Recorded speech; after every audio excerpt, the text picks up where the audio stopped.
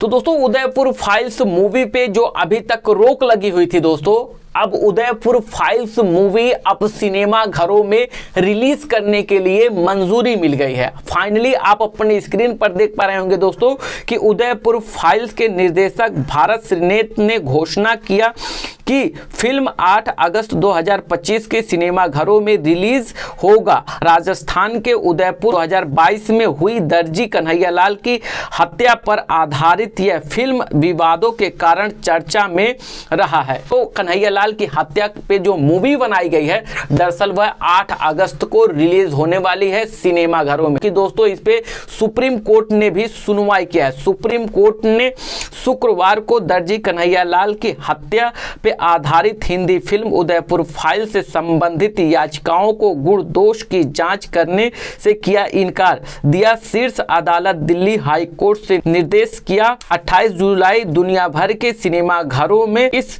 Film को release करने से केंद्रीय मंजूरी चुनौती देने वाली याचिकाओं पर सुनवाई करते हुए जस्टिस सूर्यकांत, जस्टिस जयमाल्य बागचे ने की पीठ ने यह स्पष्ट किया कि फिल्म से रिलीज पर कोई रोक नहीं लगाई है। तो दोस्तों साफ तौर पे सुप्रीम कोर्ट ने भी कन्हैयालाल की हत्या पर जो मूवी बनाई गई है उदयपुर फाइल्स पे भी सुप्रीम कोर्ट ने रोक लगाने से साफ तौर पे इनकार कर दिया है।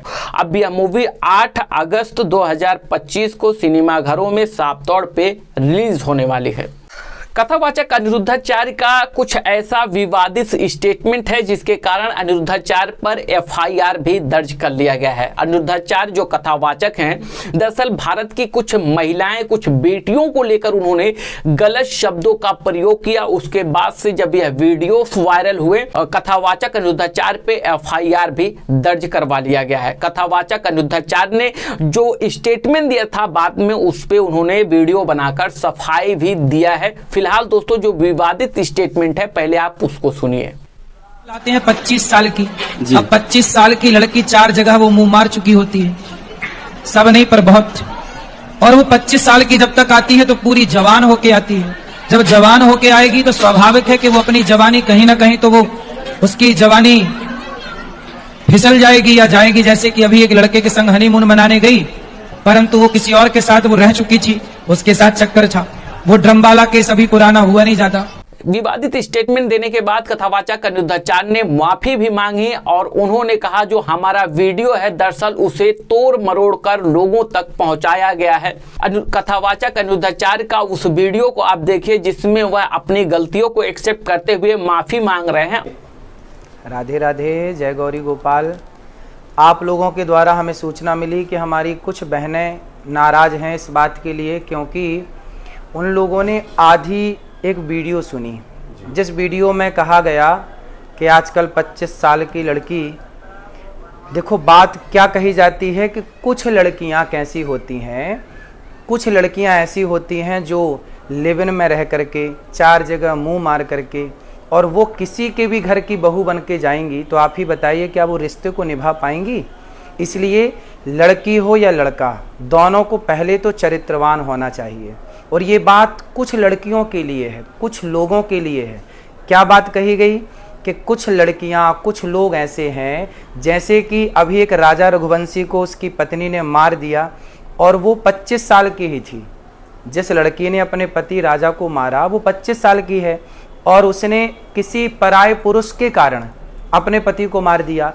तो वही बात कही जा रही है कि आजकल कुछ लड़कियां, अब देखो मेरी वीडियो से कुछ शब्द हटा दिया, जब कुछ शब्द हटा दिया तो सीधी बात रह गई कि लड़कियों को बुरा कह दिया गया। भाई कोई भी बात कही जाती है, भागवत जी में एक श्लोक है, सत्यम नास्ति तपः शौचम दया दानम न विद्यते। वेद व्यास जी कहते हैं कि कलयुग में तो सत्य नहीं है। अब आप ही बताइए क्या सत्य नहीं है? सत्यम नास्ति तपः शौचम दया दानम न, इसका मतलब ये है कि सत्य नहीं है, मतलब है तो बाल के बराबर, जरा सा। इस कलयुग में सत्य बोलने वाले बहुत कम हैं। उसी तरह जब कोई बात कही जाती है कि आजकल लड़कियां खराब हैं तो कुछ लड़कियां खराब हैं, सारी कैसे खराब हो जाएंगी? कुछ लोग खराब हैं, सारे लोग कैसे खराब हो जाएंगे? तो कुछ शब्द यदि आप हमारे हटा देंगे वीडियो से तो वो तो सारी लड़कियां खराब के लिए वीडियो तैयार हो जाएगी, फिर लोग उसको गलत यूज कर सकते हैं। तो मेरे द्वारा कभी नारी का अपमान नहीं किया जा सकता। नारी तो हमारी लक्ष्मी है। हमारे ब्रजमंडल में तो श्याम सुंदर राधा रानी के चरण दबाते हैं, यहाँ तो नारी के अपमान का कोई सवाल ही खड़ा नहीं होता। फिर भी मेरी आधी अधूरी बात सुन करके किसी भी बहन बेटी का दिल दुखा हो तो ये दास सदा आपका था, आपका है, आपका ही रहेगा। यदि आधी अधूरी बात सुन के आपका दिल दुखा तो मुझे क्षमा अवश्य करें।